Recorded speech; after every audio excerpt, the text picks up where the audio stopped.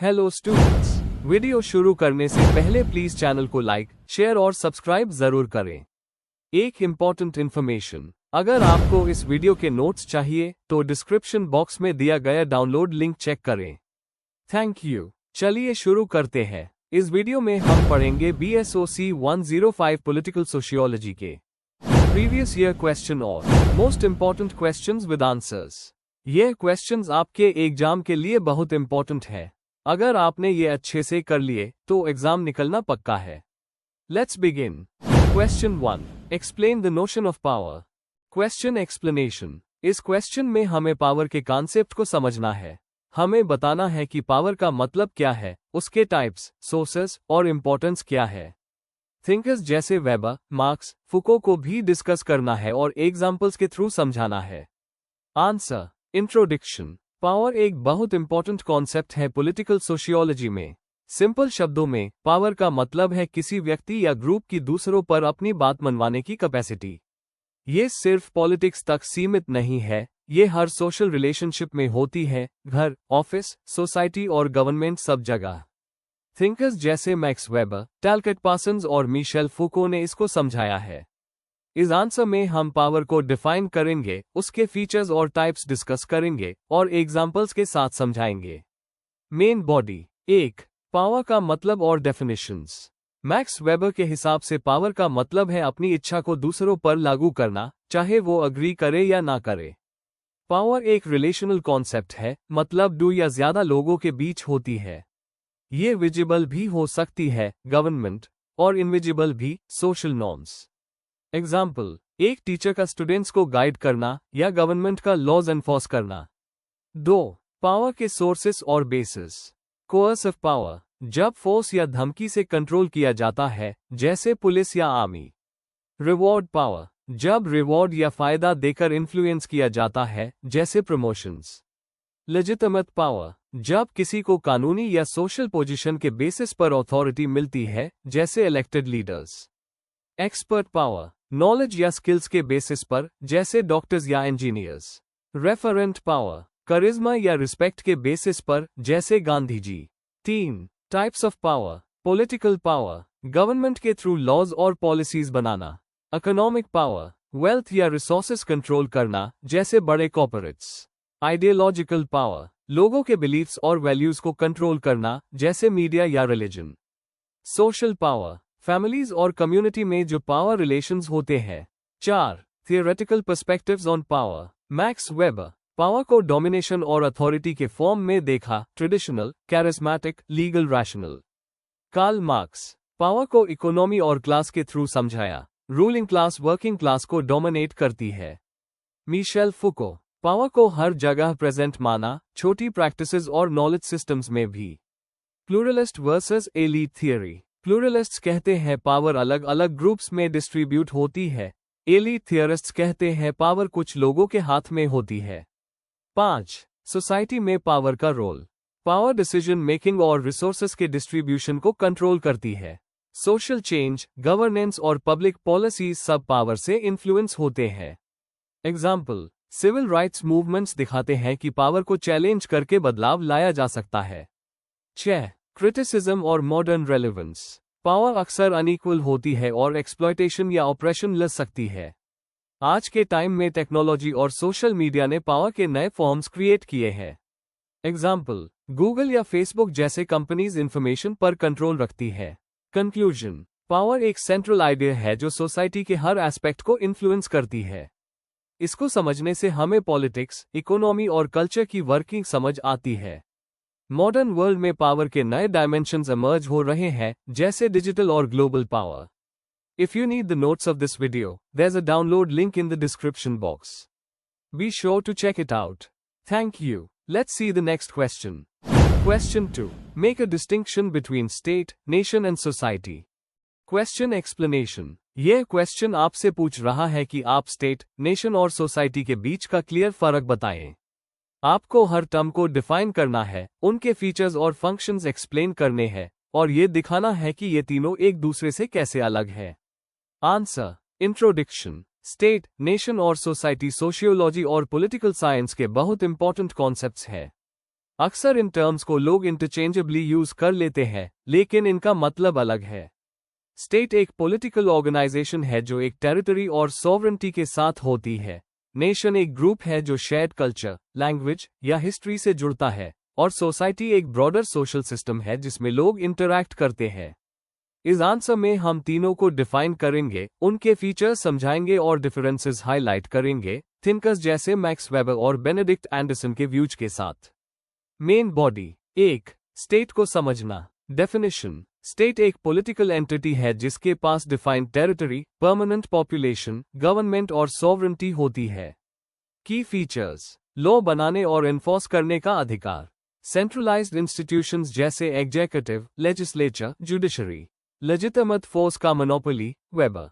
Example, India, USA, France. Role और function. Law and order maintain करना, security देना, policies बनाना और इंटरनेशनल लेवल पे लोगों को रिप्रेजेंट करना। 2. नेशन को समझना। डेफिनेशन। नेशन ज्यादा एक सोशियो कल्चरल कॉन्सेप्ट है। ये अन लोगों का ग्रुप है जो shared identity, language, culture, ethnicity और हिस्ट्री से जुड़े होते हैं। की थिंकर। बेनेडिक्ट एंडरसन ने नेशन को इमेजिन कम्युनिटी बोला जहां मेंबर्स कनेक्टेड फील करते हैं। की फीचर्स। शेयर्ड आइडेंटिटी और collective consciousness. Emotional bond among members. State के साथ या बिना स्टेट के भी हो सकता है। Example, Kurds, Japan as nation state. Role और फंक्शन। कल्चरल यूनिटी प्रोवाइड करना, बिलोंगिंगनेस और कलेक्टिव गोल्स देना।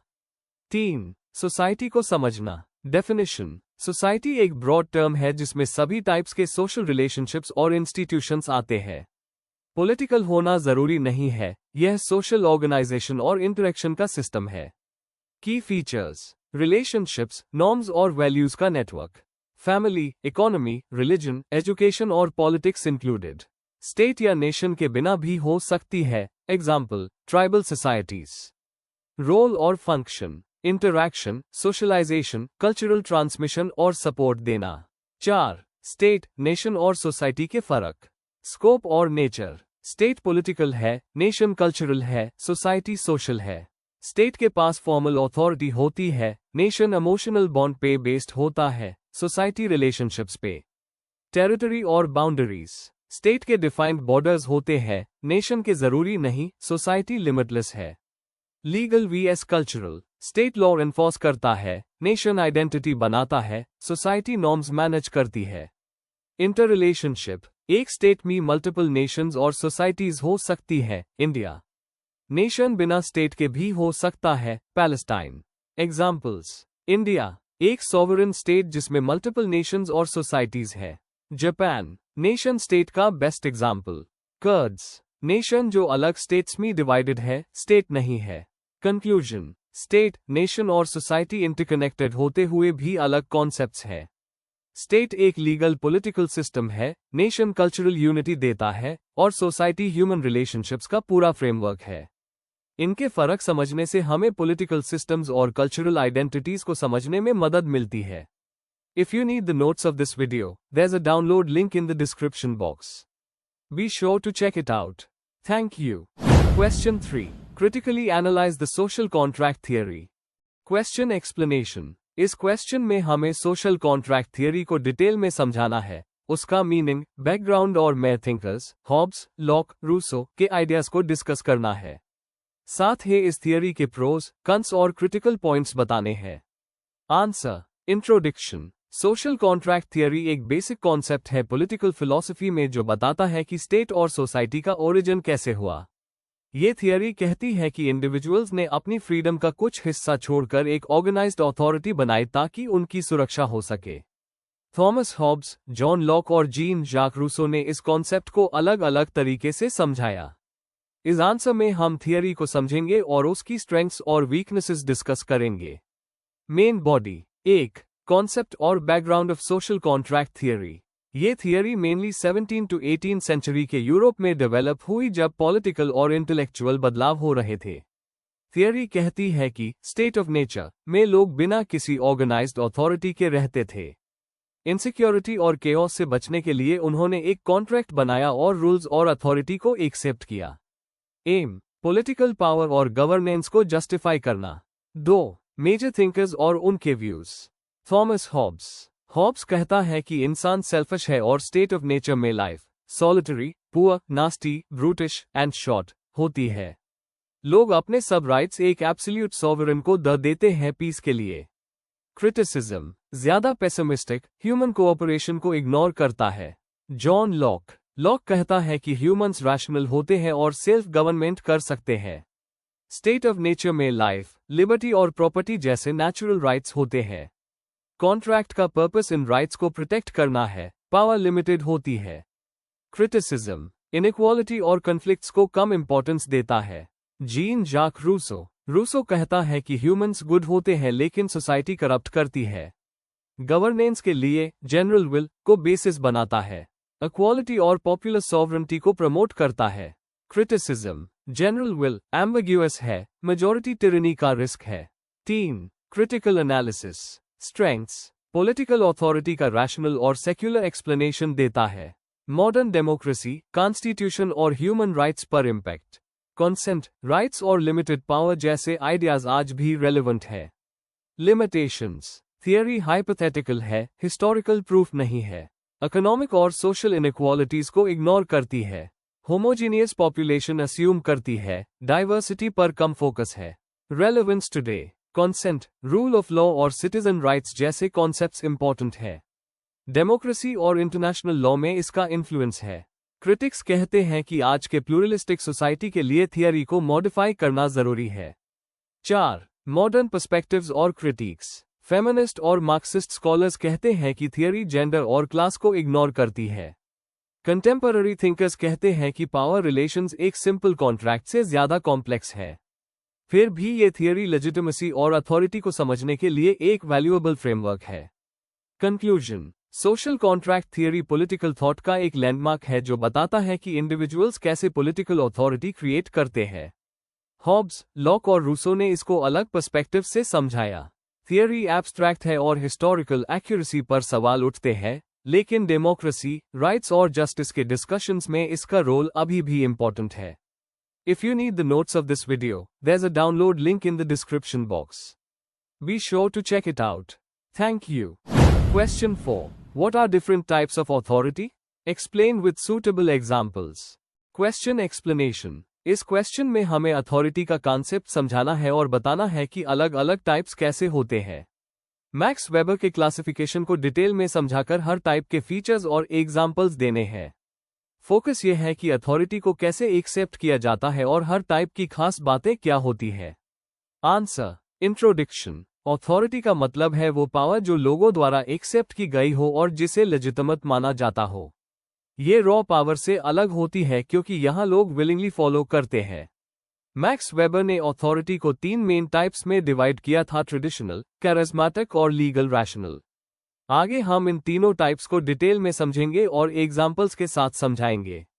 Main body. 1. अथॉरिटी का बेसिक कॉन्सेप्ट। डेफिनेशन। अथॉरिटी एक एक्सेप्टेड राइट है जो किसी पर्सन या इंस्टीट्यूशन को दूसरों पर पावर एक्सरसाइज करने की परमिशन देता है।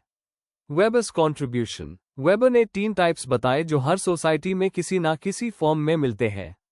2. मैक्स वेबर के types of authority. A. Traditional authority. Features. पुरानी परंपराओं, कस्टम्स और बिलीफ्स पर बेस्ड होती है। पावर अक्सर हेरेडिटरी होती है या कल्चरल नॉर्म्स से आती है। लॉयल्टी परंपराओं और पुराने रूल्स पर होती है, not written laws. Examples. British monarchy, Indian villagers के सरपंच या tribal chiefs. Analysis. Traditional authority change को रेजिस्ट करती है और मॉडर्नाइजेशन के टाइम पर चैलेंज होती है। B. Charismatic authority.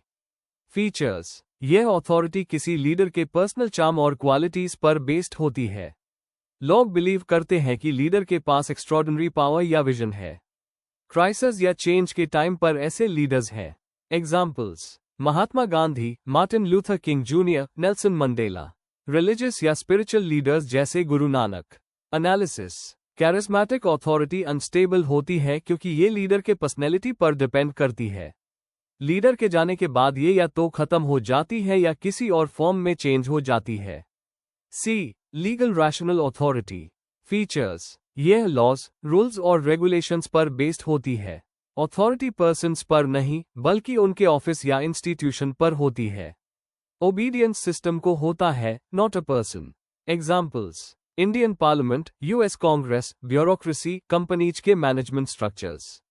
Analysis: stable होती है और चेंज को अडेप्ट कर सकती है क्योंकि ये इम्पर्सनल रूल्स पर बेस्ड होती है। 3.